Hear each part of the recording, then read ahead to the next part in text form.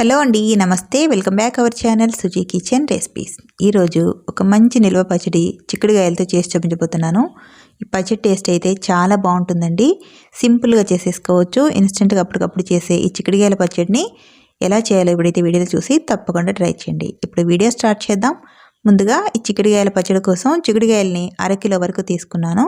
వీటిని శుభ్రంగా ఒక 2 సార్లు కడిగేసి తడి లేకుండా తుడిచి ఫ్యాన్ కింద ఒక అరగంట వరకు ఆరబెట్టేశారంటే తడి లేకుండా చక్కగా ఆరిపోతాయి. ఆ తర్వాత 2 వైపులా చివర్లు అనేవి కొద్దిగా తీసేసుకొని పీచు తీయకుండా ఇలా 2 ముక్కలుగా కట్ చేసుకోవాలి. చిక్కుడుగాయల్ని పీచు తీసేస్తే ఇలా కట్ చేసినప్పుడు వేయించేటప్పుడు ఊడిపోతాయండి.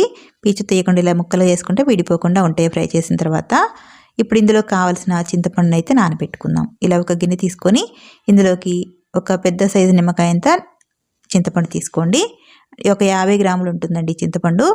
దీన్ని వేడి నీళ్లు వేసి చక్కగా నానబెట్టేసుకోవాలి. బాగా కాచిన నీళ్ళని చింతపండు మునిగేంత వరకు వేసుకొని ఒక 10-15 నిమిషాలు పక్కన పెట్టేశారంటే చింతపండు అంతా కూడా నానిపోతుంది. ఈలోపు వేడి నీళ్ళు కూడా కొద్దిగా చల్లారుతాయి. ఇలా నానబెట్టుకునే చింతపండుని పక్కన ఉంచేసుకోండి. పచ్చడికి కావలసిన మెంతులు ఆవాలని ఫ్రై చేసుకుందాం. స్టవ్ ఆన్ చేసి ఇలా ఒక కళాయి పెట్టేసుకొని ఇందులోకి 1.5 టేబుల్ స్పూన్ వరకు మెంతులు అయితే వేసేసుకోండి. ఈ మెంతుల్ని చిన్న మంట మీద దోరగా వేయించేసుకోవాలి, మాడిపోకుండా. ఈ మెంతులు కొద్దిగా ఇలా వేగిన తర్వాత ఇందులోనే ఒక 2 టేబుల్ స్పూన్ల వరకు ఆవాలను అయితే వేసుకోండి. ఈ ఆవాలు ఎక్కువగా వేయించాల్సిన అవసరం లేదు. ఈ వేడికి చక్కగా వేగిపోతాయి. స్టవ్ ఆఫ్ చేసేసుకొని ఇలా కొద్దిగా ఇవి ఫ్రై చేసుకున్న తర్వాత పూర్తిగా చల్లారినప్పుడు ఒక మిక్సీ జార్ తీసుకొని ఈ మెంతులు ఆవాలని ఈ మిక్సీ జార్లో వేసేసుకోండి. ఇవి పూర్తిగా చల్లారాయి కాబట్టి వీటిని వీలైనంత మెత్తగా గ్రైండ్ చేసేసుకోండి.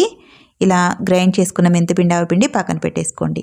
ఈలోపు చింతపండు చక్కగా నానిపోయింది, అలాగే వేడి కూడా చల్లారిపోయిందండి. చింతపండు గుజ్జును తీసేసుకొని ఇలా ఉడకబెట్టుకోవడానికి ఒక కొంచెం మందంగా ఉండే గిన్నెలో ఇలా వేసేసుకొని స్టవ్ మీద పెట్టేసి ఈ చింతపండుని ఉడికించేసుకోవాలి. ఈ చింతపండు రసం ఉడికేలోపు చిక్కుడుగాయలను అయితే ఫ్రై చేసుకుందాము. స్టవ్ ఆన్ చేసి ఇలా ఒక కళాయి పెట్టేసుకొని ఇందులో చిక్కుడుగాయలు వేయించుకోవడానికి ఆయిల్ అయితే వేస్తున్నాను. నేను ఇక్కడ పల్లి ఆయిల్ తీసుకున్నానండి. మీరు కావాలంటే ఫ్లేవర్ లేని ఆయిల్ని వేసుకొని ఫ్రై చేసుకోవచ్చు. పల్లి ఆయిల్ అయితే పచ్చడి బాగుంటుంది. ఆయిల్ కొద్దిగా వేడెక్కిన తర్వాత కట్ చేసి పెట్టుకున్న ఈ చిక్కుడుగాయలు మొత్తం కూడా వేసి ఫ్రై చేసుకోవాలి. చిన్న మంట మీద చిక్కుడుగాయలు చక్కగా వేగేంత వరకు వేయించేసుకోవాలి. మరీ ఎక్కువగా మాడిపోయేలాగా వేయించుకోవద్దండి. ఇవి పచ్చడి మగ్గిన కొద్దీ గింజలు గట్టిగా అయిపోతాయి. మనం ఉసిరికాయ పచ్చడికి ఉసిరికాయలు ఎలా అయితే ఫ్రై చేసుకుంటామో అదే విధంగా చిక్కుడుగాయలు కూడా ఫ్రై చేసుకొని ఇలా పచ్చడి కలపడానికి వీలుగా ఒక గిన్నెలోకి అయితే వేసేసుకోండి. ఇలా వేగితే సరిపోతుంది. ఇప్పుడు ఇవి కొద్దిగా చల్లారేలోపు పక్కన ఉంచేసుకోండి. ఈలోపు ఈ చింతపండు గుజ్జు కూడా మనకి రెడీ అయిపోయింది. చూసారా, చింతపండు మొత్తం కూడా మరిగిపోయి ఇలా చిక్కగా తయారైంది.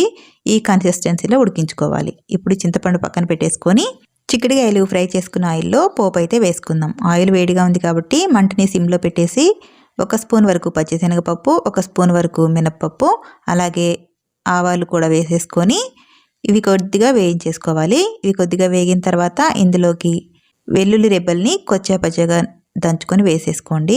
అలాగే ఎండుమిర్చి ఒక 4-5 ఇలా తుంచి వేసేసుకొని వీటిని కొద్దిగా వేయించేసుకోండి. ఇవి చక్కగా వేగిన తర్వాత ఇందులో 1 స్పూన్ వరకు జీలకర్ర కూడా వేసుకొని ఒక 4-5 రెమ్మలు కరివేపాకు వేసుకొని ఫ్రై చేసుకోండి. ఇందులోకి కొద్దిగా ఇంగువ వేసుకోండి. పచ్చడి టేస్ట్ అనేది బాగుంటుంది. ఇలా ఇంగువ వేసిన తర్వాత స్టవ్ ఆఫ్ చేసేసుకొని ఈ తాలింపుని కొద్దిగా చల్లారనివ్వండి. ఈలోపు చిక్కుడుగాయలు కూడా చల్లారిపోయాయండి. ఇప్పుడు ఇందులోకి ఉప్పు కారాలు కలిపేసుకుందాం. ఇందులోకి కారం వచ్చేసి ఇలా ఒక గ్లాస్లో తీసుకున్నానండి. ఇది వెయిట్ వైజ్గా అయితే 150 గ్రామ్స్ వరకు ఉంటుంది. ఇలా కారం వేసేసుకున్న గ్లాస్తోనే ఒక 1/2 గ్లాస్ వరకు సాల్ట్ అయితే వేసుకోండి. సాల్ట్ ఏమైనా తక్కువ అనిపిస్తే నెక్స్ట్ డే కలిపేసుకోవచ్చు. కాకపోతే ఇక్కడ తీసుకున్న క్వాంటిటీ అయితే కరెక్ట్గా సరిపోయింది. ఇప్పుడు ఇందులోకి ముందుగా మిక్సీ పట్టుకున్న మెంతిపిండి ఆవపిండిని అయితే ఒక 2 టేబుల్ స్పూన్లు వేసుకోండి. పట్టిన పిండి మొత్తం కాకుండా 2 టేబుల్ స్పూన్లు వేస్తే సరిపోతుంది. ఇలా వేసిన తర్వాత ఇందులోకి ఒక 2 వెల్లుల్లి బంతులు తీసుకొని ఇలా కచ్చా పచ్చగా నల్లకొట్టి వేసేసుకోండి. ఫ్లేవర్ అనేది మంచి వాసన వస్తుంది ఇలా నల్లకొట్టి వేయడం వల్ల. ఆ తర్వాత ముందుగానే ఉడకబెట్టుకున్న చింతపండు గుజ్జు ఉంది కదా, ఈ చింతపండు గుజ్జు మొత్తం కూడా వేసేసుకోండి. తీసుకున్న చింతపండు కరెక్ట్గా సరిపోయిందండి దీనికి. ఇలా చింతపండు గుజ్జు వేసిన తర్వాత ఒక 1/2 స్పూన్ వరకు కొంచెం పసుపు వేసుకోండి. ఆ తర్వాత ఈ చిక్కుడుగాయలకి ఉప్పు, కారం, చింతపండు గుజ్జు అంతా కలిసేలాగా ఇలా గరిటెతో మొత్తం కూడా ఒకసారి కలిపేసుకోండి. ఇలా మొత్తం కూడా కలిపేసుకున్న తర్వాత పోపు ఇందులో వేసేసుకోవాలి. పోపు వచ్చేసి కొంచెం గోరువెచ్చగా ఉన్నప్పుడు ఇందులో వేసేసుకొని మొత్తం కూడా కలిపేసుకోండి. ఈ చట్నీలోకి ఆయిల్ వచ్చేసి ఒక 1/2 కిలో నూనె అయితే పట్టిందండి. చిక్కుడుకాయలు వేయించడానికి అలాగే తాలింపుకి కలిపి కూడా మొత్తం 1/2 కిలో నూనె వరకు అయితే పడుతుంది. కరెక్ట్గా ఎక్స్ట్రా ఏమీ పట్టదండి. ఇలా మొత్తం కూడా ఒకసారి కలిపేసుకున్న తర్వాత మూత పెట్టి ఒక రోజంతా ఒకసారి మగ్గనివ్వాలి. ఒక రోజు మగ్గిన తర్వాత నెక్స్ట్ డే చూపిస్తున్నాను చూడండి. ఒక్క రోజులోనే పచ్చడంతా చక్కగా మగ్గిపోయి మంచి వాసన వస్తుందండి. చూడండి ఆయిల్ అనేది కూడా కొంచెం ఇలా సపరేట్ అయింది కదా. ఇప్పుడు ఈ ఆయిల్ అంతా కూడా పచ్చడిలో కలిసేలాగా ఒకసారి కలిపేసుకోవాలి. ఉప్పు ఏమైనా తక్కువ అనిపిస్తే ఇలా కలిపేటప్పుడు ఉప్పు కొద్దిగా వేసేసుకొని కలిపేసుకున్నారంటే చక్కగా రెడీ అయిపోతుంది. చూడడానికి చాలా కలర్ఫుల్గా ఉంది కదా. పచ్చడి అయితే చాలా టేస్టీగా ఉంటుందండి. ఒక గాచీసలో వేసుకుంటే ఒక 2-3 నెలల వరకు ఉంటుంది ఈ పచ్చడి వచ్చేసి. టేస్ట్ అయితే చాలా బాగుంటుంది. మీరు కూడా ఈ ప్రాసెస్లో ఒకసారి తప్పకుండా ట్రై చేయండి. ఈ వీడియో నచ్చితే ప్లీజ్ ఒక లైక్ చేసి ఈ వీడియోని మరికొంతమందికి షేర్ చేయండి. అలాగే subscribe to my YouTube channel. Thank you for watching.